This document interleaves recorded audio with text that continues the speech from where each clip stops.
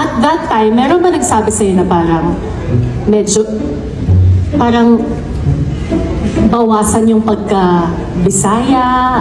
Or meron ka bang mga bagay dati na hindi mo pinakita yung pagka-full-on Bisaya mo? Kasi nga, mas English sa showbiz, mas Tagalog. May ganun ba? Yun talaga ang kinakatakutan ko talaga, Ate B. What does it really mean to be called the face of the Bisaya in Philippine mainstream media?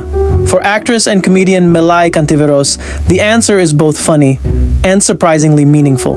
Speaking at the 10th edition of She Talks Asia Summit, Melay shared her honest thoughts about how she somehow became one of the most recognizable Bisaya personalities in national television.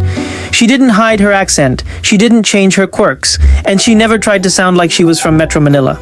Kaya sabi ko talaga 3 months lang ako sa artista. Kasi talaga, tsaka parang hindi naman pang artista din yung mukha ko. So, na-accept ko naman. Pero, thank you Lord, nag-adjust ang showbiz sa akin. At saka, parang, kasi parang na-realize ko ngayon kasi nung pumasok ako ng bibig, wala naman nagsabi na bawasan mo pagkabigay. Sinabi lang na bawasan ng pagka-OA. Kasi OA talaga, gano'n talaga mukha ko. Pero, tsaka, sinabihan ako ni Direk Loren na mag-ayos ka ka rin, artista ka na.